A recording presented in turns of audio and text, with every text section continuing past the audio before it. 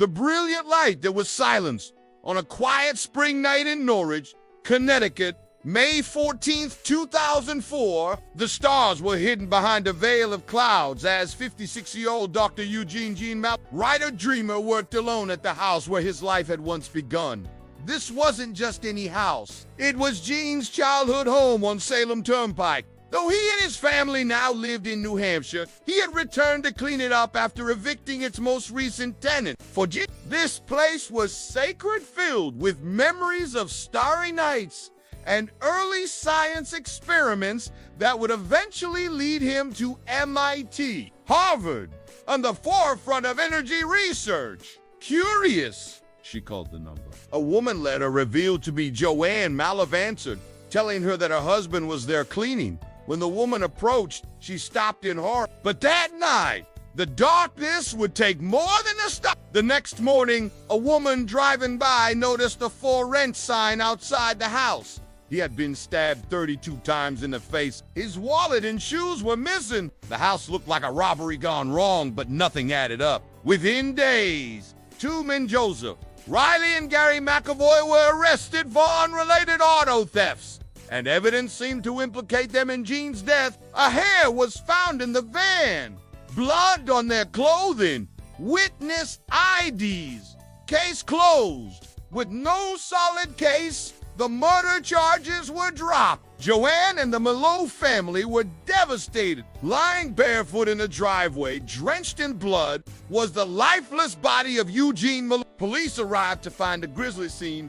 Gene had been beaten savagely, stomped with such force that the treads of the shoes were imprinted in his clothes. She knew a man named Chad Schaefer, the son of Gene's evicted tenants, Patricia and Roy Anderson. She had overheard a chilling conversation. When she mentioned the reward, Chad grew tense and left the room. His girlfriend, Candace Foster, whispered, "They don't know anything. There's nothing to worry about." The minivan Gene had driven in was missing. When investigators tracked it down, they found it abandoned in a casino parking lot. Cleaner fingerprints, security footage obscured by fog.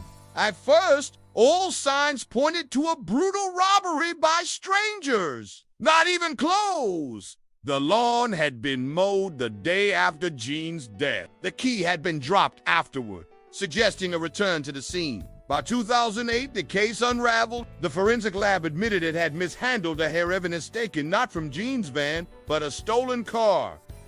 Years passed. Gene's dreams of advancing clean energy died with him all. So it seemed. She was furious that Eugene was throwing out their belongings after the eviction. Chad was angry. He and his cousin, 30-year-old Moselle Brown, decided to confront Gene. In 2009, a billboard offering a $50,000 reward for information brought new hope. And in an unexpected crack, she was sentenced to time served. But his vision, his passion for truth remained. A woman named Jill walked into the Norwich Police Department. He struck a plea deal for manslaughter and was sentenced to 25 years. Gene's son, Ethan, called the sentence insanely short for such a monstrous act. That wasn't all. Jill had seen bloodied clothing at Chad's home right after Gene's murder. Detectives reopened the case with laser focus. Photos from the crime scene showed something unusual, a keychain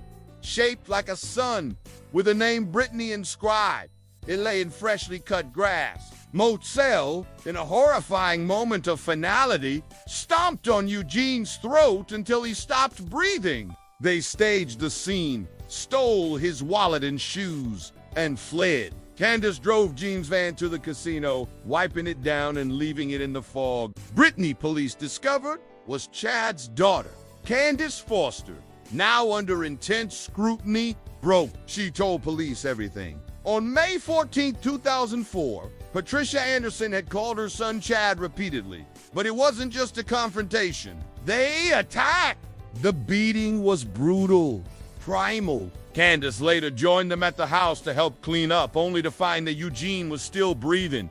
They beat him again. In 2012, Chad Schaefer was brought to trial. Moselle Brown was tried and convicted of murder and conspiracy to commit murder. He received 58 years in prison. Candace Foster, the accomplice who stayed silent and helped cover up the crime, served nearly 5 years before taking a plea for hindering prosecution. Eugene Mallove, a scientist, a husband, a father, a believer in the future, was silenced in a moment of senseless rage. And so does the question how many more brilliant minds must be lost before justice comes on time. For more real crime stories, subscribe the channel and hit the bell icon, and also like the video you've seen. Thank you very much for watching.